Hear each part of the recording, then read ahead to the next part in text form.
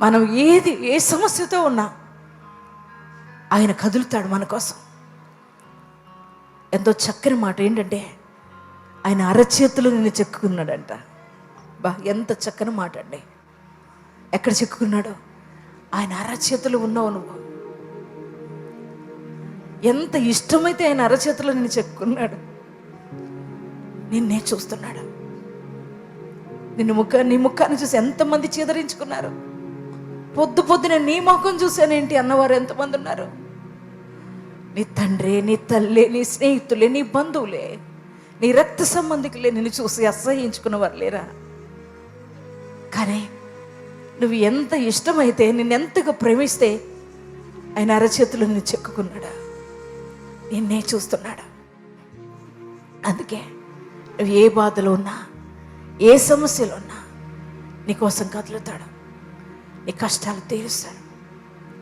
అందుకే పౌలు అంటారు కదా సంఘంతో మాట్లాడుతూ, తండ్రి తన సొంత కుమారుణ్ణి నీకు ఇవ్వడానికి వెనుక తీయలేదు కదా. అటువంటి తండ్రి సమస్తము నీకు ఎందుకు అనుగ్రహించడు? నీకు సమస్తమును ఇస్తాడు. నీకు అన్ని సమస్తమును ఇవ్వగలిగిన దేవుడు మనం ఆరాధిస్తున్న తండ్రి. నువ్వు భయపడవలసిన అవసరం లేదా. నీకు ఎవ్వరు లేరని నువ్వు బాధపడాల్సిన అవసరం లేదు. అందరూ నన్ను వదిలేశారయ్యా, ఎవరు నన్ను పట్టించుకోవట్లేదు అని నువ్వు కృంగిపోవలసిన అవసరం లేదా. నీకు యేసయ్య ఉన్నాడు. ఆయన నీ తండ్రి, ఆయన నీ దేవుడు, ఆయన నీ తోబుట్టు, ఆయన నీ స్నేహితుడు. అబ్రహాముకి దేవుడు స్నేహితుడయ్యాడు. బిడ్డలారా,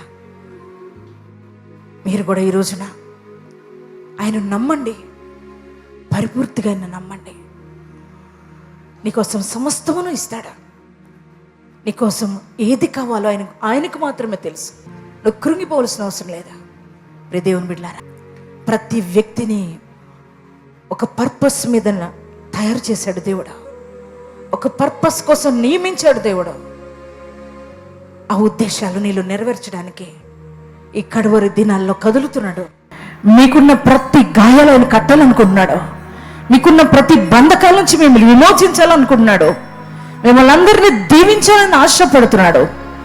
ఆయన రాజ్యం కొరకు మిమ్మల్ని సిద్ధపరచాలని ఆయన ఆశపడుతున్నాడు. పరిశుద్ధాత్మతో మిమ్మల్ని నింపాలని ఆయన ఆశిస్తున్నాడు. నీ అక్కర ఏదో అక్కర తీర్చడానికి ఆయన సిద్ధం.